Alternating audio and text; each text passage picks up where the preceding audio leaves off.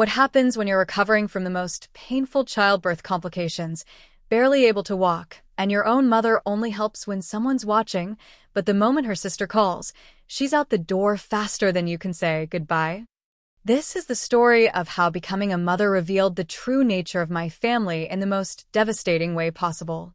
From pregnancy hell to postpartum pain that no one believed, to childcare that came with impossible conditions attached. What I'm about to share will show you just how deep the dysfunction runs in my family and how all this stress was building toward a breaking point I never saw coming. But to understand how everything collapsed so completely, I need to take you back to where the cracks first appeared. Years before all this began, at 23, I was in a car accident that left me with chronic back pain. What seemed like just an injury at the time was actually the first domino in a chain that would eventually topple everything. The chronic pain weakened my lower body strength over the years, but I pushed through it, believing I was stronger than my circumstances. I had no idea this was just the beginning of my body's long journey toward complete breakdown. Fast forward to 29, when my dad was diagnosed with cancer. That diagnosis didn't just change his life, it shattered mine. My depression returned with a vengeance, the same darkness I'd battled from ages 16 to 18 that I thought I'd conquered for good. Watching the strongest man I knew slowly deteriorating, I became a walking corpse. I couldn't process the overwhelming emotions, so I did what I'd learned as a child. I shut down completely. Meanwhile, I was trapped in a toxic job for 2 years with a boss who showed zero compassion when my dad fell sick. She once told me, "Everyone has problems. Some people want to study part-time, so you need to manage your problems." Can you believe that? She was comparing my dying father to an employee wanting education. The callousness was crushing. What I didn't realize was my body was keeping score of every trauma, storing each one like a ticking time bomb. At 30, I got pregnant. I should have been happy, right? Instead, I got the pregnancy from hell. For 4 solid months, I was vomiting almost every single hour. I couldn't even keep water down. The chronic back pain from my car accident amplified everything, and my weakened lower body strength meant I had no physical reserves to draw from. That's when the first major pattern emerged, one that would define the next 2 years of my life. My dad, seeing how much I was struggling, immediately stepped up. He suggested I come to their place for dinner every day, reasoning that outside food was too oily and unhealthy when you're this sick. He wanted to cook healthier meals for me personally. Now remember, my mom has always hated cooking and cleaning. So when I desperately needed help, what did she do? She refused to lift a finger. Her excuse? It's normal to vomit the first 4 months of pregnancy. I went through the same thing and couldn't eat either. My dad's response broke my heart in the best way. "It's okay. I'll cook as long as I'm able to." I warned him about the cooking smoke affecting his lungs. Remember, he was battling cancer. But he assured me that helping me was more important. The stress compounded when I was diagnosed with gestational diabetes. During my 2nd trimester, I asked my mom to help take care of my future child. But my mom couldn't be bothered with childminding. She immediately pushed it onto my dad, preferring her part-time job earning $5 per hour over caring for her own grandchild. I'm an only child. She's had 30 years to prepare for this moment. That's when it hit me. I really was just her retirement ticket, nothing more. But if I thought things were difficult then, I had no idea what was coming. During my 3rd trimester, we got the news that would shatter what little stability we had left. Dad's cancer had spread to his spine. He needed another major surgery. Both Dad and my husband made the decision together. They told me to stay away from the hospital because of infection risks. The guilt of not being able to support him when he'd done so much for me was unbearable. But the real nightmare was just beginning. Right after childbirth, I developed symphysis pubis dysfunction. Imagine pain shooting through your inner thigh every single time you change position. Combined with my existing back problems, I could barely function. I couldn't carry my child properly, couldn't walk normally, couldn't even get comfortable lying down. So, my mom had no choice but to step in with childminding. And to be completely fair to her, she, along with my dad, did take care of my daughter for almost 2 years. That's not nothing. I compensated her financially throughout those 2 years and made sure to establish proper routines within the first 6 months so my baby would be easier to manage as she grew. But what unfolded during those 2 years would remind me constantly who my family really was, and it wasn't pretty. Let me tell you, the entire child-minding arrangement was strenuous from the start. Dad immediately started pushing me to go back to work within 2 months, claiming I might lose my job, even though I'd already applied for my full 4 months maternity leave. Everything was black and white to him, and he was determined to have his way throughout. He insisted I should take the remaining 2 months piecemeal. Have you lost your mind? Remember my toxic boss? Taking piecemeal leave would mean covering my own work while supposedly resting. An impossible situation. I stood my ground on this one. I'm no pushover, despite everything I was dealing with. Then came the child-minding location drama.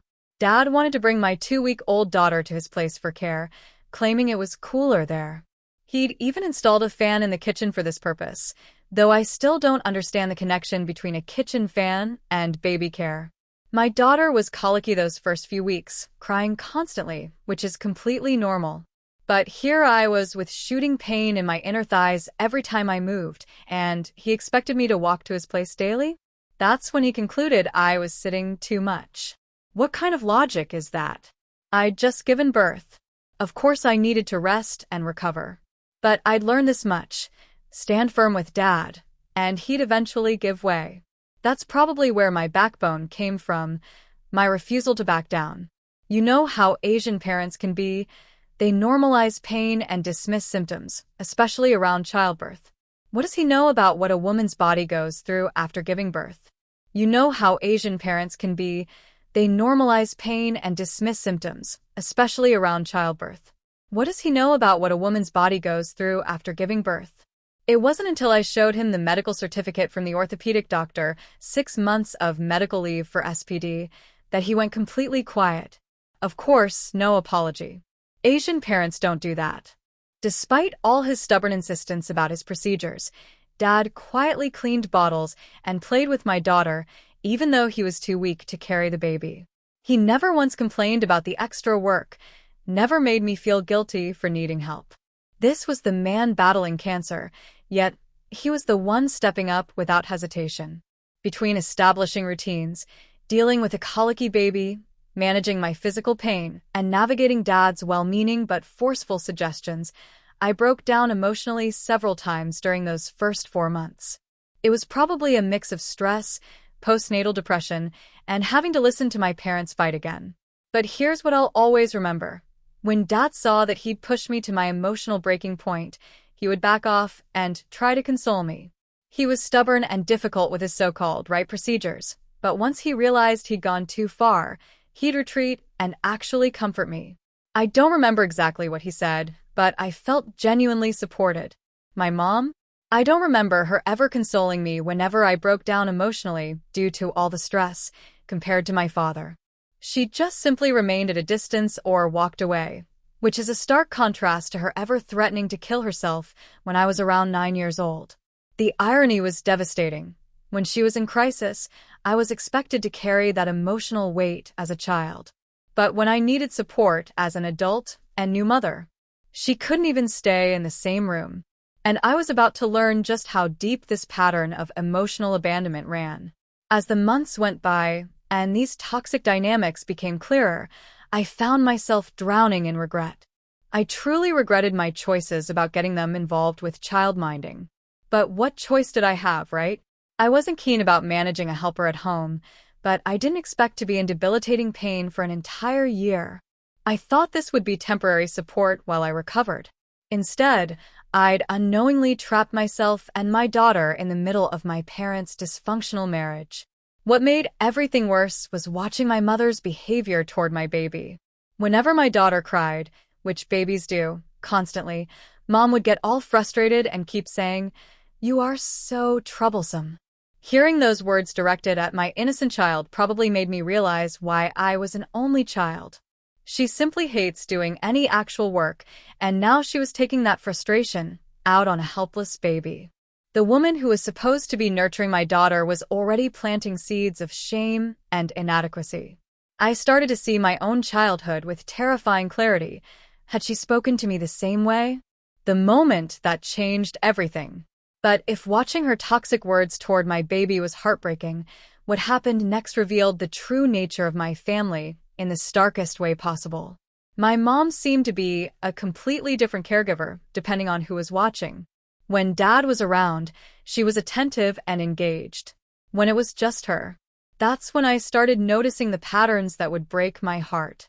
There was this one incident that crystallized everything for me. It was a Saturday. My husband was working overtime. My dad was at home resting, but my mom was around to help. I was getting sick, developing a fever, and feeling absolutely terrible. Then her sister calls, inviting her out. And suddenly it's like a switch flipped. She's getting ready to leave, all excited, heading straight for the door with this casual, "Bye." Now look, I understand that caregivers need breaks. Everyone needs social time. But the timing here?